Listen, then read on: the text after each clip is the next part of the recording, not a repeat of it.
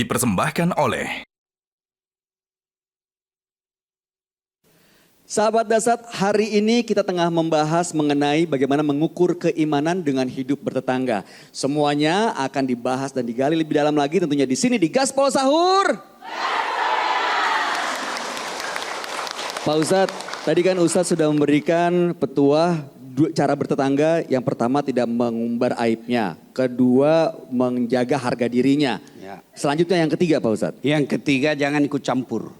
Jangan ikut campur kecuali diminta bantuan. Beda ya ikut campur ya. Ikut campur biar bukan urusan mau ditahu semua. Jangan ikut campur urusan tetangga. Dia bertengkar sama suaminya, melayang piringnya, pak, pura-pura tidak tahu. Ya, jangan ikut campur. Kalau ibu sudah suka ikut campur nanti nasibmu seperti toge. Toge Pak Ustadz? Tahu toge? Pohon toge. Tahu sayur. ge? Tahu? Coba lihat itu toge. Selalu ikut campur toh? Gado-gado ada. Pecel ada. Tahu isi? Jalan kote? Soto Banjar? Selalu ikut campur. Karena dia selalu ikut campur, akhirnya Allah takdirkan tidak ada yang lurus, semua bengkok. Maka kalau ada tetangga suka ikut campur urusannya orang, Toge. langsung ku update status toge nih ya. Ya, jangan ikut campur kecuali dia minta saran. Ya. Yang berikutnya, tetangga yang baik itu adalah memberikan bantuan ketika tetangganya membutuhkan. Meminta pertolongan. Misal tetangga ada nih kasihan pinjolku.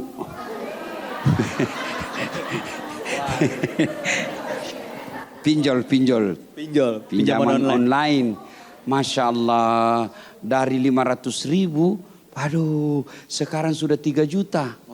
Makin banyak. Saya kasihan ini kayak mau bunuh diri. Bisakah saya kasihan dibantu? Maka selama kita punya kemampuan untuk bantu, dibantu. Ini kadangkala yang memesahkan persaudaraan dan dengan tetangga itu karena utang, ya. Nah, dia datang bertetangga. Waktu mau dipinjami baik betul, ya toh, memuji kiri kanan. Ujung-ujungnya utang. Bu, supaya tidak pecah kita perasaan persaudaraan di tetangga, lihat dulu kalau dia mengutang. Kalau kita tahu kemampuan ekonominya 2 juta, tiba-tiba mau minjam 10 juta. Bahaya itu. Itu namanya sapak kolasa. Cari masalah. Masalah itu tidak kau cari aja ketemu.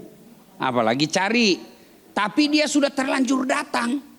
Malu dia kalau tidak dikasih, kasihan. Dia sudah malu mengungkapkan mengutang. Tapi karena kita tahu kalau dikasih dia dibebani dan tidak sanggup. Maka cukup dikasih tahu. Berapa kita mau utang? 10 juta ibu. Aduh. Saya mau bantu tapi ada keperluan lain juga ini. Nah, cukup saya kasih saja 1 juta di. Mudah-mudahan 1 juta ini berkah bisa menyelesaikan masalah. Akhirnya kita tetap memberikan dia bantuan. Bantu ketika minta pertolongan. Kecuali permintaan bantuannya melanggar agama. Haram kita ikuti.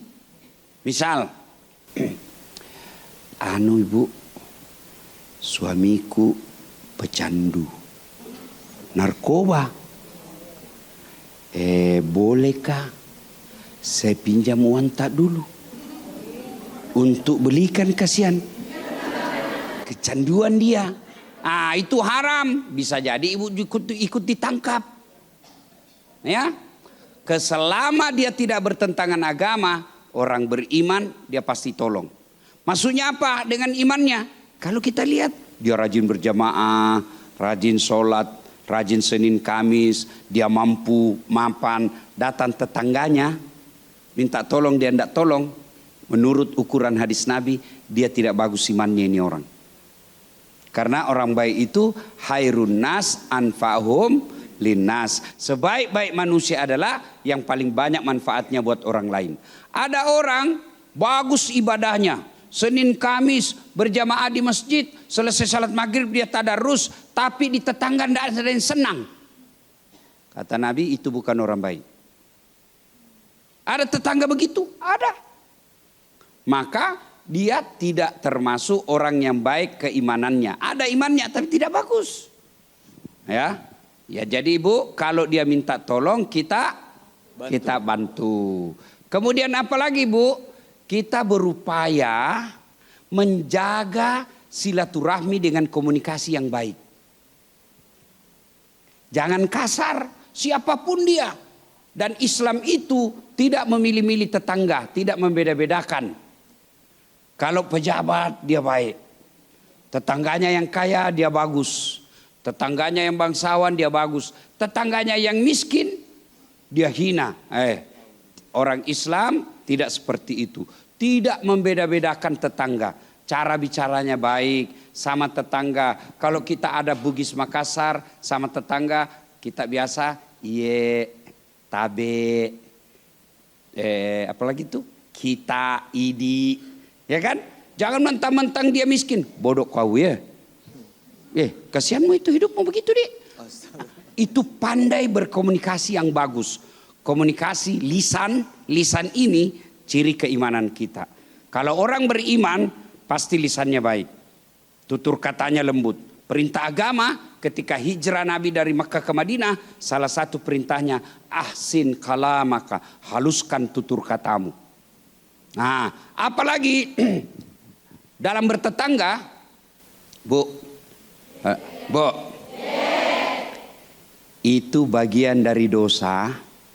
Kalau ibu masak, kemudian baunya nyebrang ke tetangga, dan ibu bikin banyak, tetangga mau, ibu tidak kasih, penganiayaan namanya itu.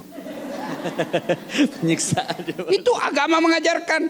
Kalau kamu buat kue, banyakin kuahnya. Kasih tetangga. Ini bahasa kias. Artinya kuahnya saja kau kasih tetanggamu untuk memuliakannya. Tapi jangan juga kuahnya saja. Airnya saja kau kasih. Ya kau akan menjadi bahan perceritaan itu ya. Pak Ustadz, izin Pak Ustadz sebelum dilanjut yang ke berikutnya. Ini bicara soal tetangga. Yang namanya tetangga tuh yang tinggal di mana sih Pak Ustadz? Sebelah rumah kita atau 10 kilo dari rumah kita juga tetangga? Memang ada hadis, tapi hadisnya daif, ya, lemah, ya, bahwa tetangga itu adalah 40 rumah di sekelilingmu, 40 dari 4 arah angin, 10 dari utara, 10 dari selatan, 10 dari timur, 10 dari barat, 40, ya. Itu, tapi itu hadis dianggap lemah kedudukannya. Ada orang 1 kilo dari rumahnya, tapi tetangga. Kenapa? Sering berkomunikasi, sering bersilaturahmi, mengunjungi. Ada orang 1 pagar dengan rumahnya, tapi tidak pernah ketemu. Iya, oke, karena itu ulama mengatakan tetangga itu terpulang kepada budayanya di tempat dia hidup. Karena ada kalau di kompleks-kompleks itu eksklusif, kompleks-kompleks orang kaya, enggak pernah ketemu dia. Betul. Enggak pernah ketemu. Oh, beda kalau orang di kampung. Guyup ya Pak Ustadz. Antar kampung pun masih tetangga. Kenapa? Karena mereka saling mengunjungi. Kenapa dulu? Waktu habis. Dulu baru mau cerita tapi waktunya habis. Kalau begitu tahan dulu sebentar. Kita akan lanjut lagi sesaat lagi tentunya di Gaspol Sahur.